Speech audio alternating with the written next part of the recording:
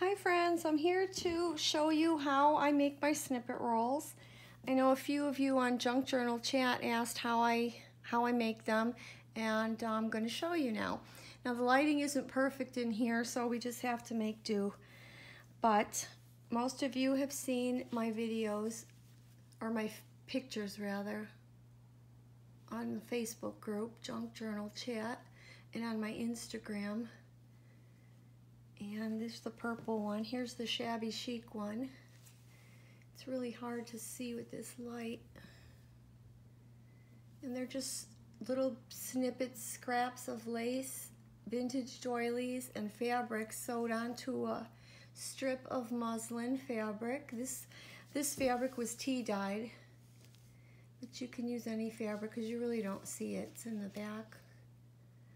And I'm going to use these for my journals, and I can cut whatever size I want to use as belly bands, edging on the envelopes or note cards, just little embellishments on the pages. You can cut the snippet very tiny.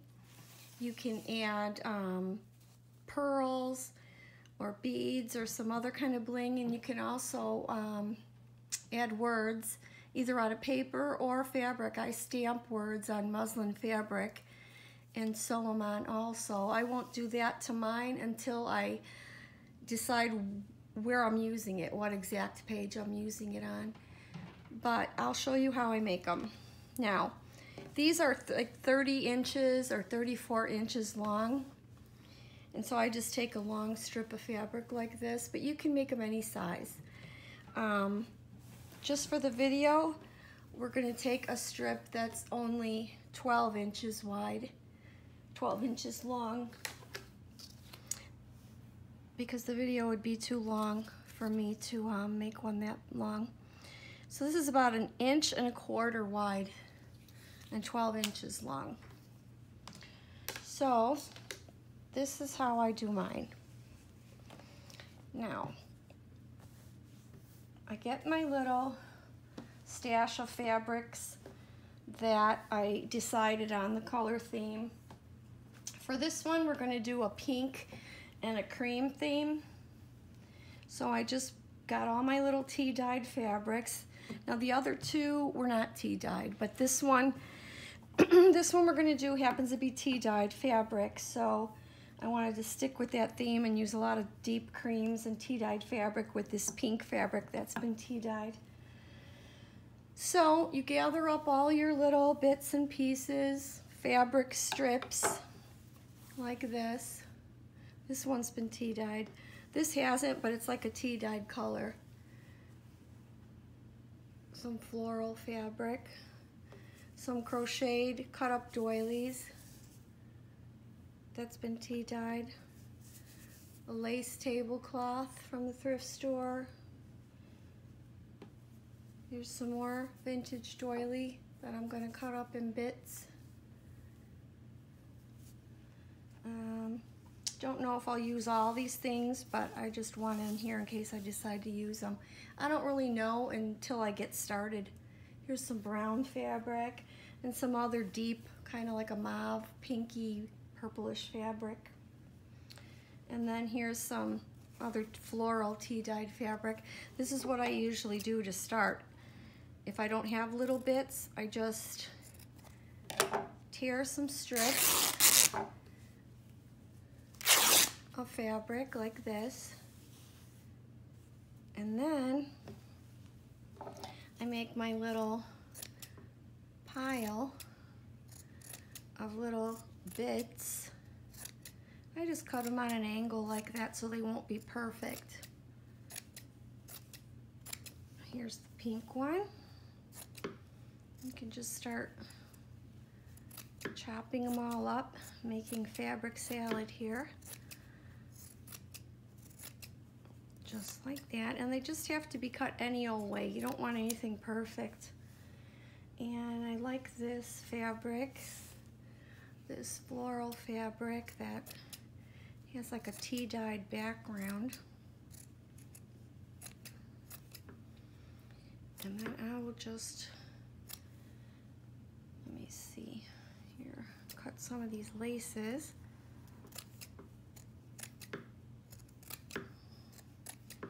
You get the idea. I don't want to sit here and cut all this and bore you, but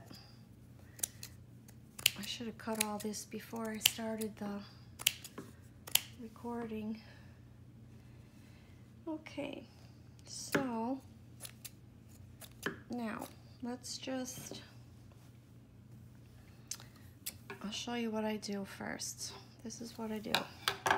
Take my strip of fabric, and even though I sew mine with a zigzag stitch on the machine when I'm done putting the fabrics on, just so everything stays in place, I take my fabric tack and I just put a small bead of fabric, see? I mean a small bead of glue on the fabric, not the whole thing, I just do it in sections. And then I start just putting down my pieces of fabric. Now here's one of my tips. Put your flat cotton fabrics first and go down your strip. Then when you're done with that, go back and put your textured fabrics, your bumpy ones like the crochet doilies like this, and things like that, lace like these. You want to put that on the top of the fabrics. You don't want to cover this up. So first I do this with my fabrics. Let's get the flat ones going here and just start laying it down like this, any old way. And if you, this is why I like to do it this way, because if I don't like it, I'm too much of a perfectionist to just take this to the machine and start sewing bits and pieces on here. I have to see if I like how it looks first. So this is how I do it.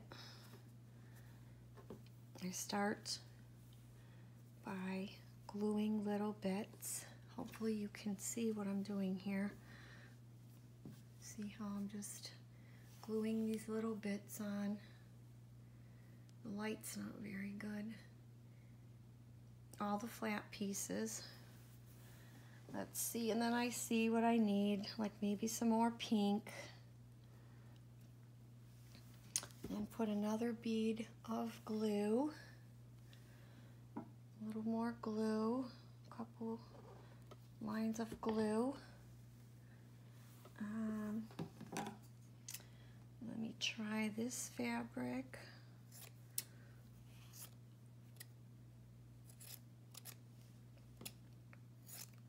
Let me put some of this. And just use very little glue because you don't want to soak this with glue. You're going to sew it in your sewing machine. Now if you don't sew, you could just leave it, or you could stitch by hand down it. And you can also add bling, pearls, buttons, like I said, anything you want.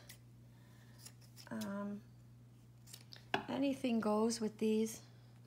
The messier they are, the better, I think.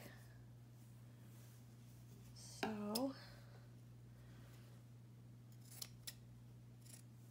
I'll just keep going here.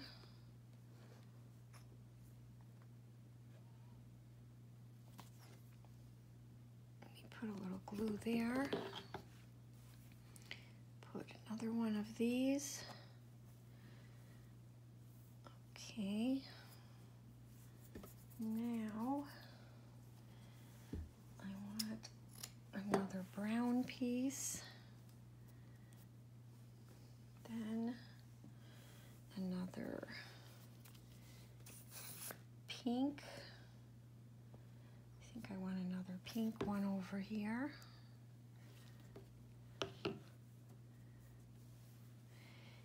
Okay.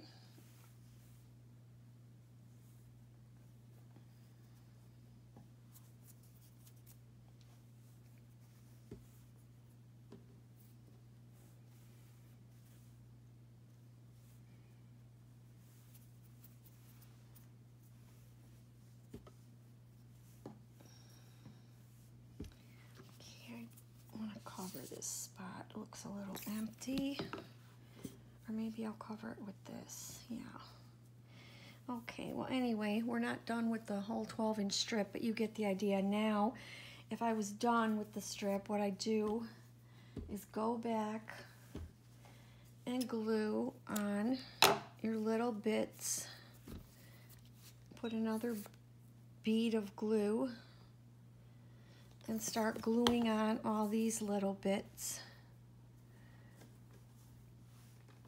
See? Now I glue them at different angles just so they're not all perfectly straight. I glue one this way, then that way, then this way, then that way. That way you have a little variety. It has more texture. This one's mostly going to be cream. With the purple, I did white and cream crochet pieces. You can just see, this is nice to do it this way, I think, because you can see if you like it. And just use little bits of glue, because fabric tack can get messy, like that.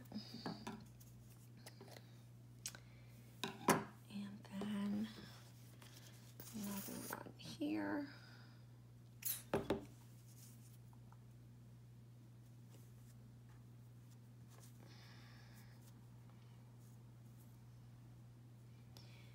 Okay, so then when you're done sticking on all your textured pieces, little pieces of yarn you can use. I used some, I don't know if you can see it with this light, but I used some little pom-pom eyelash on this shabby chic one, and I just ran a little bead of glue and did it swirly down the strip so it wouldn't be straight, and then I sewed it. So now what I do is wait a few minutes for this to dry, and then take it to my machine and sew a zigzag stitch straight down the center.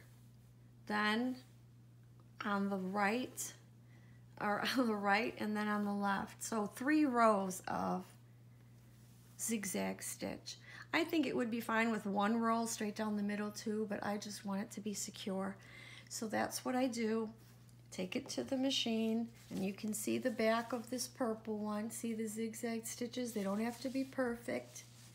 Just go any old way, down the middle, down the 2 sides, and secures everything. Same with the pink one.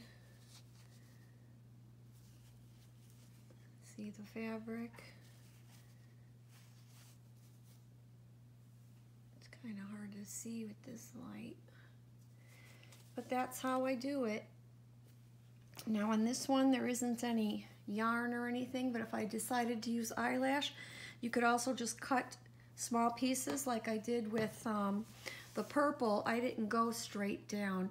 I cut little pieces of the eyelash yarn and just glued them this way, that way, here and there. I just put a bead of glue and put them down every so often, every few inches. I put a few pieces.